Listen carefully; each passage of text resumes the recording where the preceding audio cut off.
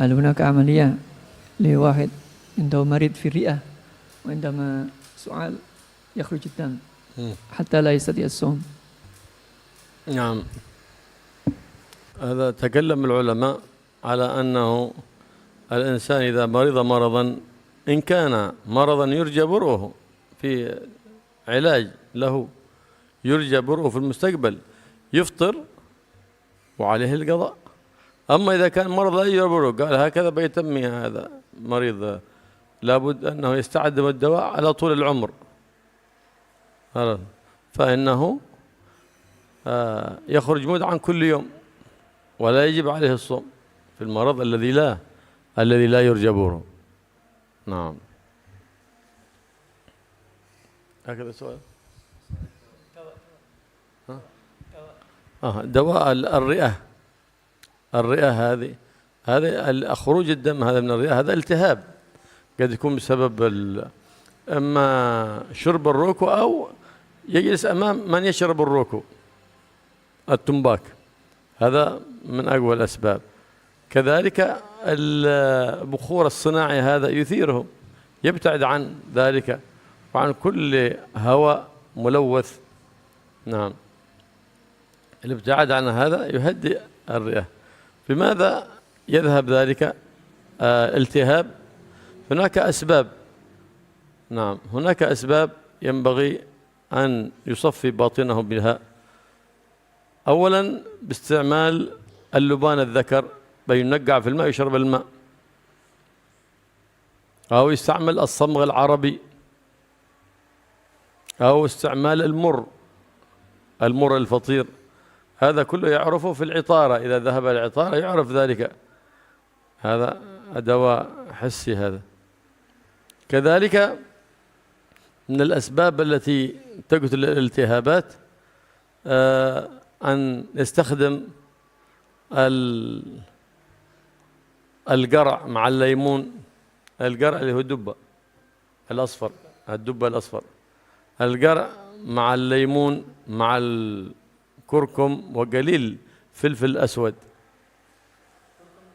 الكركم الكونيت، كوني مع الكركم مع الكونيت، فإنه يذهب الالتهاب. كذلك الثوم مما يذهب الالتهاب من باطن الجسم، كذلك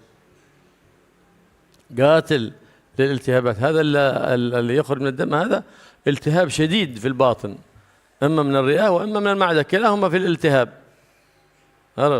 كلاهما في الالتهاب. فيجتنب عن الأسباب أولا، ثم يعمل هذا الدواء فإنه يشفى بإذن الله. واللبان الذكر مجرد أن ينقعه فقط في الماء ثم يشربه ثم يزيد الماء، فإذا انتهى يبدل مرة أخرى بعد يوم يطرح في قارورة الزجاج ما عادي أرد، ثم يخلي يبيت ثم يشرب من فوقه، فإذا شرب زاده ماء ثم يشرب، فإذا انتهى أبدله مرة أخرى، وهكذا تذهب تلك الالتهابات من الباطن، من المعدة، من الرئة بإذن الله سبحانه وتعالى. وهذا معروف اللبان الذكر صح؟ والله يشفينا ويشفيهم بالعافية من جميع الأمراض الظاهرة والباطنة يا رب العالمين. كذلك التنفس الصحيح، كثير الآن يجهل، ما يعرف حتى يتنفس، استنشاق الهواء ثم كظمه ثم ذبثه ثاني مرة، هذا استنشاق. فلهذا كان له أثر، حتى عندما تقرأ آية الكرسي بنفس واحد، تقرأ بذكر معين في نفس واحد، له أثر في صحة الله، في صحة الرئة.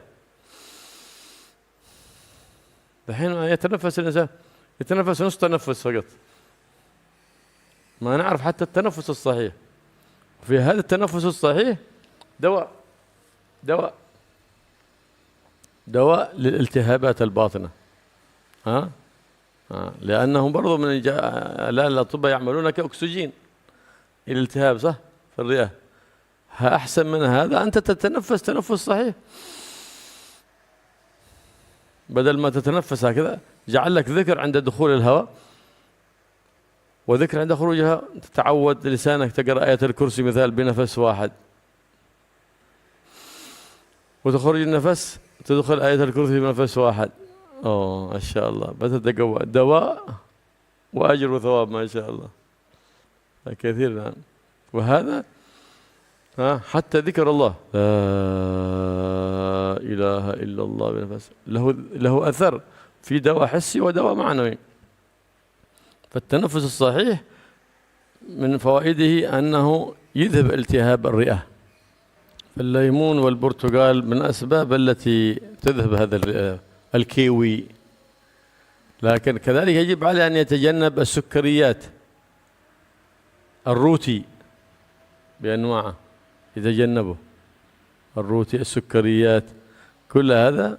وكل اللحوم المصنعة، الصوص والهندومي والمكروني وغير ذلك، يأكل الأكل الطبيعي ويبتعد عن الزيوت المكررة.